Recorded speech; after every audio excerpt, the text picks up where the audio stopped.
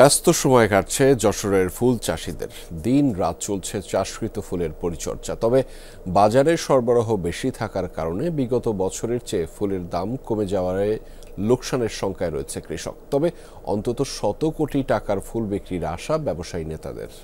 Antioxidant ও flavonoid সমৃদ্ধ fresh premium টি এক কাপে কাঁপিয়ে দিন।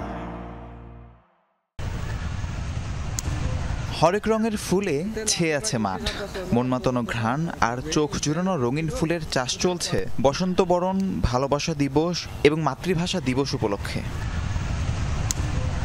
যশোরে ফুল চাষিদের ব্যস্ততা এখন অন্য সময়ের চেয়েও বেড়েছে কয়েক গুণ। দিনরাত সময় কাটছে ফুলের পরিচর্যায়। তবে বাজারে ফুলের দাম বিগত বছরগুলোর তুলনায় কম থাকায় চাষিদের কপালে দুশ্চিন্তার ভাঁজ।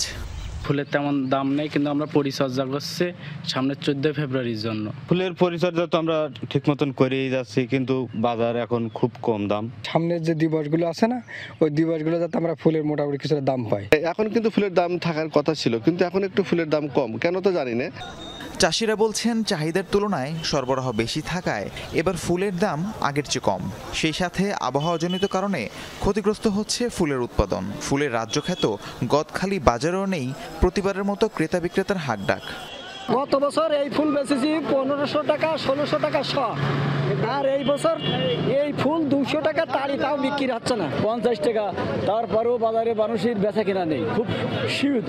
রাত 3টের সময় আছে ভ্যান নিয়ে এসে এভাবে দাঁড়ায় আছে, কোনো বেচা কেনা নেই, কোনো কথাবার্তা নেই। গেল বছর এরকমের সময় ধরেন 10 টাকা 12 টাকা গোলাপ ছিল, আর এবছর 3 টাকা 4 টাকা।